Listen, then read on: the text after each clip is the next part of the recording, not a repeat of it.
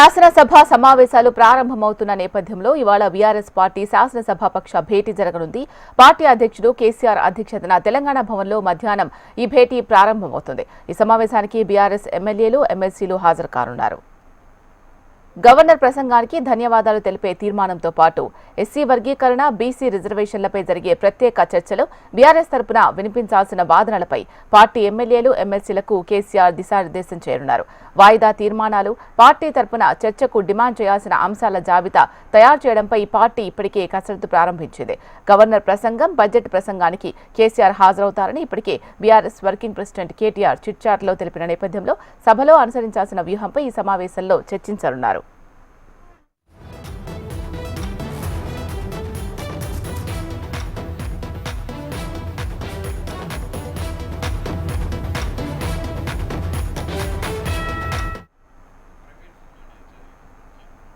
నిరుద్యోగులకు job calendar, ఉద్యోగులకు PRC, retired ఉద్యోగుల బకాయిలు చెల్లించడంలో ప్రభుత్వం అవలంబిస్తున్న ధోరణిని సభలో బీఆర్ఎస్ ఎండగట్టనున్నట్లు సమాచారం. ప్రభుత్వ హామీల అమలు, రాష్ట్రంలో రైతాంగం సమస్యలే ఎజెండాగా సభలో బీఆర్ఎస్ పార్టీ సభ్యులు ముందుకు వెళ్లేలా కేసీఆర్ దిశానిర్దేశం చేయనున్నారు.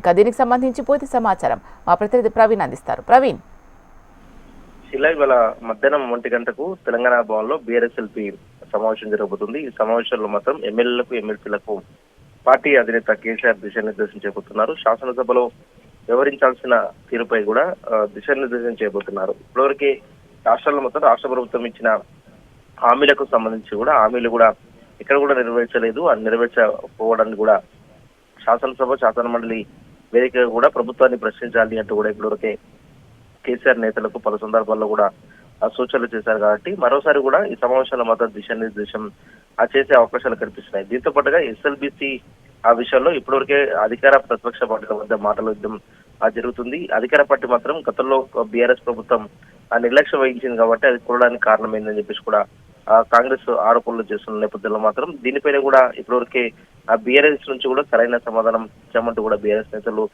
తెలుపుతున్నారు. బీఆర్ఎస్ హయాంలో మాత్రం ఎక్కడ కూడా ఎస్ఎల్బిసిని నెరవేర్చలేదు, దాని నిర్లక్ష్యానికి కూడా ఎక్కడ కూడా గురి చేయలేదంటూ కూడా బీఆర్ఎస్ ఇప్పటివరకు రిప్లై ఇస్తున్న నేపథ్యంలో మాత్రం ఎస్ఎల్బిసి అదేవిధంగా రాష్ట్రంలో మాత్రం పంటలకు సంబంధించి మాత్రం నీటిని ఇవ్వడంలో కాంగ్రెస్ ప్రభుత్వం వైఫల్యం చెందింది అంటూ కూడా ఇప్పటివరకు బీఆర్ఎస్ నేతలు కూడా ప్రభుత్వం పైన విమర్శలు గుప్పిస్తున్న నేపథ్యంలో శాసనసభ వేదిక కూడా రాష్ట్రంలో మాత్రం వాడుకోవడానికి నీటి వనరులు కావచ్చు, అదేవిధంగా ప్రాజెక్టులు ఉన్నా కూడా ఎందుకు నీటిని పంట పొలాలకు ఇవ్వలేకపోతున్నారు దానిపై కూడా ప్రభుత్వాన్ని కూడా ప్రశ్నించే అవకాశాలు అయితే కనిపిస్తున్నాయి. దీంతో పాటుగా నిరుద్యోగులకు సంబంధించి జాబ్ క్యాలెండర్ కూడా రాష్ట్ర ప్రభుత్వం విడుదల చేసినా కూడా జాబ్స్ మాత్రం ఇప్పటివరకే ఇవ్వట్లేదు. జాబ్ క్యాలెండర్ లో చెప్పిన ప్రకారం మాత్రం ఏమైంది అనే దానిపై కూడా ప్రశ్నించే అవకాశాలు అయితే కనిపిస్తున్నాయి. దీంతో పాటుగా వ్యవసాయానికి సంబంధించి రైతు భరోసా, రైతులకు సంబంధించినందుకు ఏవైతే హామీలు ఇచ్చిందో రాష్ట్ర ప్రభుత్వం వాటన్నిటిని కూడా అమలు చేయాలి. అమలు చేయకపోతే మాత్రం పోరాటానికి సిద్ధమవుతామని చెప్పేసి కూడా గతంలో బీఆర్ఎస్ ప్రకటించిన నేపథ్యంలో మాత్రం శాసనసభ వేదిక నుంచి కూడా ఏ విధంగా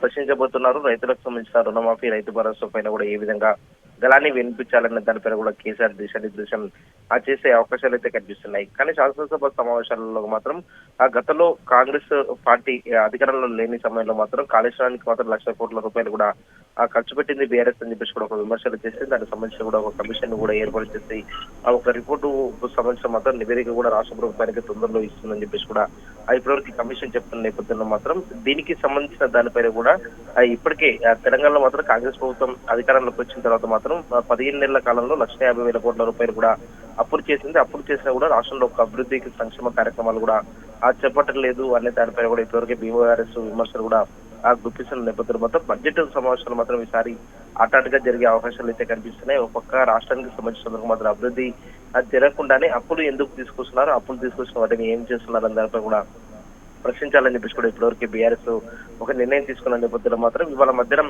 ఆ తర్వాత తెలంగాణ భవన్లో జరిగే బీఆర్ఎస్ ఎల్పీ సమావేశాల్లో మాత్రం కేసీఆర్ ఏ విధంగా దిశానిర్దేశం చేయబోతున్నారు అనే దానిపైన కూడా ఒక ఆసక్తి అయితే రేపుతున్న సిచ్యువేషన్ కనిపిస్తుంది. ఈ శాసనసభ సమావేశాలు మాత్రం పూర్తిగా ఉపయోగించుకోవాలని చెప్పేసి కూడా ఇప్పటివరకే బీఆర్ఎస్ భావిస్తున్న నేపథ్యంలో మాత్రం ప్రభుత్వాన్ని ఇరకటంలో పెట్టే విధంగా కూడా ప్రభుత్వం ఇచ్చిన హామీలు కావచ్చు, ప్రభుత్వం ఇప్పటివరకు బీఆర్ఎస్ పైన కూడా చేస్తున్న ప్రతి విమర్శను కూడా తిప్పికొట్టే విధంగా కూడా ఎమ్మెల్యేలు, ఎమ్మెల్సీ ఏ విధంగా సిద్ధంగా ఉండాలన్న దానిపై కూడా దిశానిర్దేశం చేసే అవకాశాలు కనిపిస్తున్నాయి. Thank you Praveen.